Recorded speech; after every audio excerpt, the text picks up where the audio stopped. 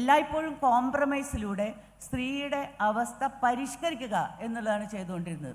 കുറച്ചൊരു പരിഷ്കാരം, അവൾക്ക് വേണമെങ്കിൽ വിദ്യാഭ്യാസം കൊടുക്കാം, വോട്ടവകാശം കൊടുക്കാം, ആരാധനാ സ്വാതന്ത്ര്യം കൊടുക്കാം, റോട്ടിലൊക്കെ നടക്കാനുള്ള ഒരു അവകാശം കൊടുക്കാം, വീട്ടിൽ ഉമ്മർത്തൊക്കെ വരാൻ അവകാശം കൊടുക്കാം എന്നിങ്ങനെ പടിപടിയായിട്ട് ചില പരിഷ്കാരങ്ങൾ മാത്രമാണ് ഉണ്ടായത്.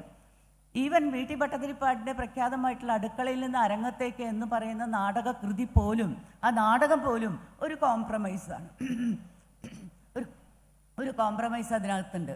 കാരണം ആ നാടകത്തിൻ്റെ അവസാനത്തിൽ പറയുന്നുണ്ട്, വേണമെങ്കിൽ പുരുഷൻ്റെ മേന്മയ്ക്ക് വേണ്ടി സ്ത്രീ അബലയായി തന്നെ ഇരുന്നു കൊള്ളട്ടെ. അപ്പോൾ സ്ത്രീ അബലയാണ്, ദുർബലയാണ്, ചബലയാണ്, അവൾക്ക് പുരുഷൻ്റെ താങ്ങ് വേണം എന്ന് പറയുന്ന ഒരു സമൂഹ മനസ്സ്, വളരെ സ്ട്രോങ് ആയിട്ടുള്ളൊരു സമൂഹ മനസ്സ് നിലനിന്നിരുന്നു.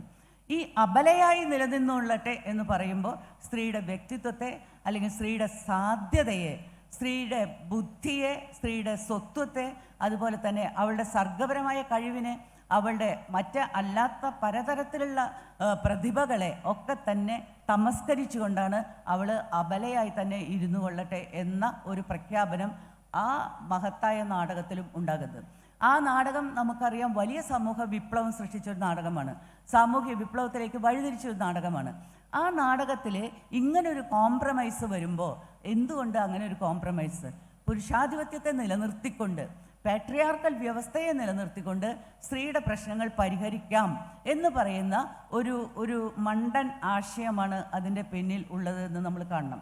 കാരണം സ്ത്രീയുടെ പ്രശ്നങ്ങൾ പരിഹരിക്കണമെങ്കിൽ തുല്യനീതി അവൾക്ക് ലഭിച്ചേ പറ്റുള്ളൂ, തുല്യ അവസരം ലഭിച്ചേ പറ്റുള്ളൂ, തുല്യമായ അവകാശങ്ങൾ ലഭിച്ചേ പറ്റുള്ളൂ. അപ്പോൾ തുല്യനീതിക്ക് വേണ്ടിയിട്ടുള്ള ഈ ഒരു പോരാട്ടത്തിൽ കോംപ്രമൈസ് എന്ന് പറയുന്നൊരു വാക്കിന് ഒരു പ്രസക്തിയും ഇല്ല എന്നുള്ളതാണ്. ഇപ്പോൾ കോംപ്രമൈസ് അല്ലെങ്കിൽ പിന്നെ എന്ത്? തുല്യനീതി നേടിയെടുക്കുക എന്നുള്ളത് തന്നെയാണ്.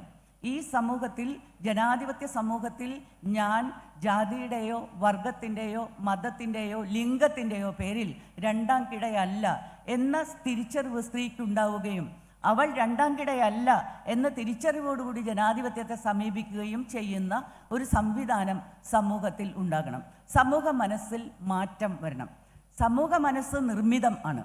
ആ നിർമ്മിക്കപ്പെടുന്നതിൻ്റെ അടിസ്ഥാനം ഇവിടെ നിലനിൽക്കുന്ന മേധാവിത്വത്തിൻ്റെ അടിസ്ഥാനത്തിൽ, അല്ലെങ്കിൽ അധികാര വ്യവസ്ഥയാണ് സമൂഹ മനസ്സിൻ്റെ നിർമ്മാണത്തിൽ വലിയ സ്വാധീനം ചെലുത്തുന്നത്. അങ്ങനെ നിർമ്മിക്കപ്പെട്ട ഒരു സമൂഹ മനസ്സിനെ തീർച്ചയായിട്ടും നമ്മൾ അഴിച്ചു പണിയേണ്ടിയിരിക്കുന്നു എന്നുള്ളതാണ് ഓരോ വിമോചന ശാസ്ത്രവും നമ്മളോട് പറയുന്നത്.